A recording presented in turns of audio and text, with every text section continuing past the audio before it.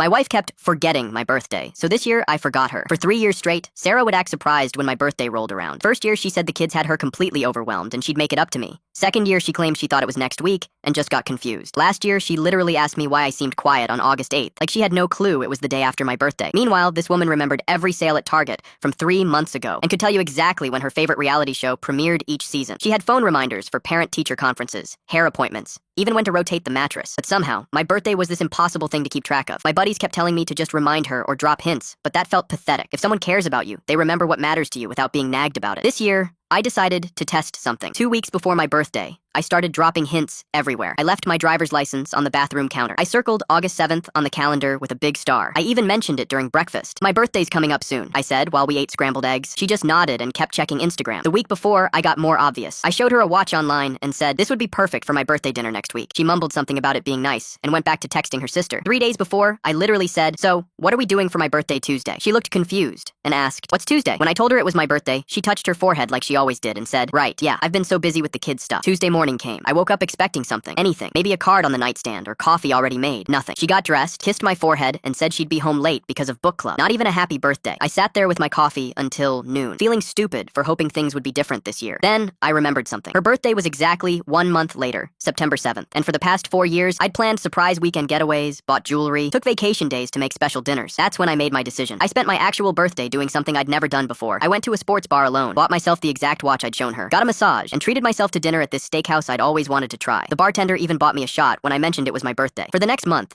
every time Sarah mentioned her upcoming birthday, I played dumb. When she showed me earrings online and said, these would be perfect for my birthday, I just said, cool, and kept watching the game. When she asked what restaurant we should book for her birthday dinner, I told her I hadn't really thought about it. When she mentioned taking the day off to celebrate, I said that sounded nice, and changed the subject. September 7th arrived. I woke up early, got dressed for work like any normal day, and started packing my lunch. Sarah came downstairs in her favorite dress, clearly expecting something special. Morning, I said, not looking up from my coffee. It's my birthday, she said, waiting for my reaction. I looked up, pretended to think for a second, then snapped my fingers. Oh, right. Happy birthday, babe. Have a good day. Her face went through about 5 different emotions. Confusion, hurt, disbelief, then this weird panic. That's it? You're not taking the day off? We don't have dinner plans? I shrugged, grabbing my keys. I've been super busy with work stuff lately. Haven't really had time to plan anything. When I got home that night, she was sitting on the couch, looking devastated. You really forgot my birthday, she said quietly. I didn't forget, I replied. I just figured if birthdays aren't important enough to remember without reminders, then maybe we shouldn't make such a big deal about them. The realization hit her like a truck. Her eyes went wide, and she stared at me for a few seconds, before finally saying, this is about your birthday, isn't it? What about my birthday? I asked innocently. She covered her face with her hands. I've been a complete idiot. Yeah, I said. You have been. The next morning, I woke up to balloons tied to the bedroom door, leading to the kitchen, where she'd made my favorite pancakes and had a wrapped box sitting next to my orange juice. Inside was a vintage baseball card I'd been hunting for years. I know I can't undo the past 3 years, she said.